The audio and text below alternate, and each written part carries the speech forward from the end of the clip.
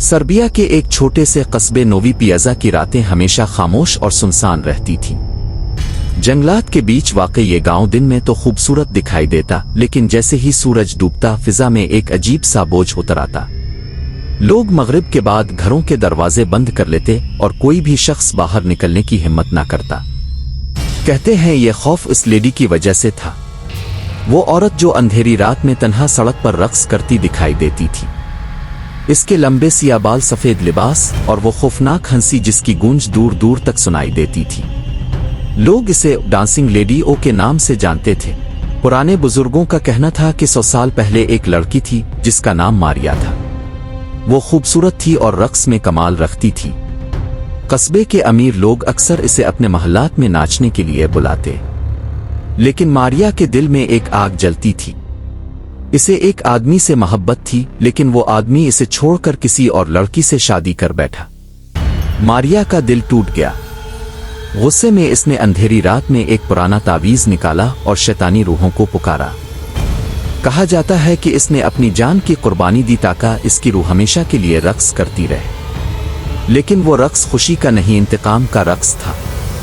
इस दिन के बाद जो भी इसे रात के अंधेरे में देखता कभी जिंदा वापस ना लौटता।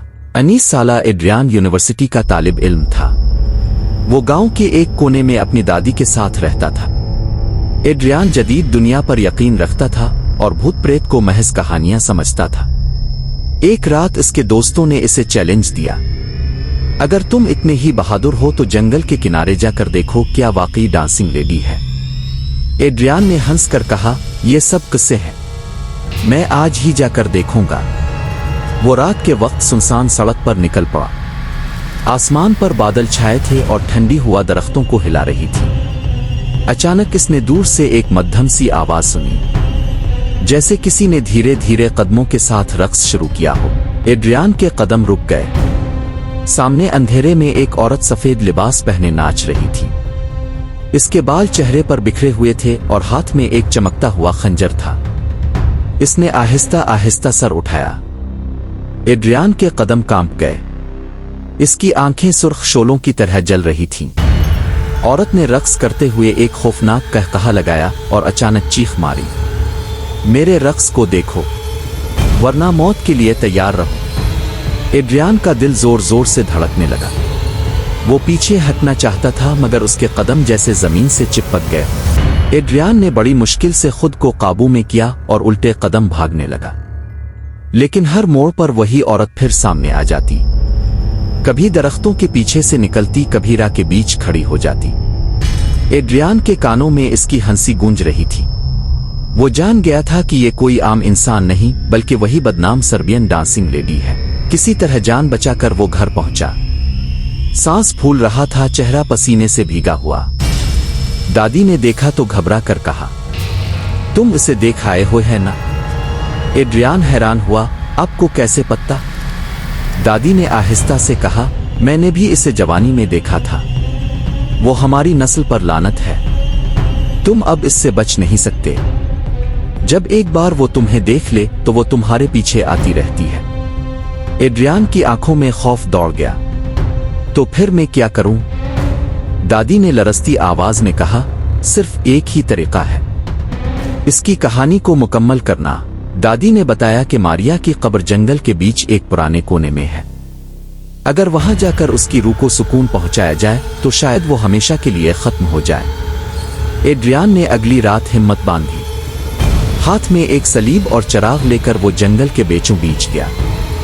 लेकिन जैसे ही वो कब्र के पास पहुंचा जमीन हिलने लगी और अचानक वही औरत चीखती हुई नमूदार हुई, मेरा रक्स अधूरा है, कोई मुझे नहीं रोक सकता।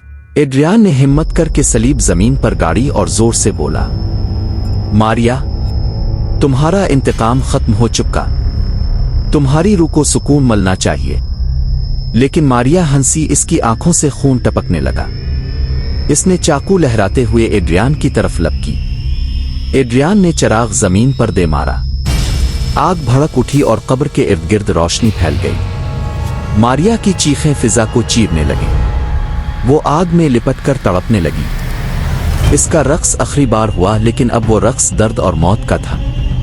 चंद लम्हों बाद वो गायब हो गई और सिर्फ राख बाकी रह गई। अगली सुबह कस्बे के लोगों ने देखा कि सड़कें पुरसुकून हैं। पहली बार कई साल बाद रात में खौफनाक हंसी की आवाज नहीं आई थी। एड्रियान थकन और जख्मों के बावजूद मुस्करा रहा था। इसने मारिया की रूह को आजाद कर दिया था। लेकिन इसकी दादी ने आहिस्ता कहा, बेटा, बदरूहें कभी पूरी तरह नहीं मुड़ती, वो बस सो जाती है और जब कोई फिर उन्हें जगाता है तो वो वापस आ जाती है। एड्रियान ने चौंक कर दादी की आंखों में देखा और इस लम्हे इसे लगा जैसे कहीं दूर से एक मध्यम रक्स की आवाज फिर सुनाई दी हो।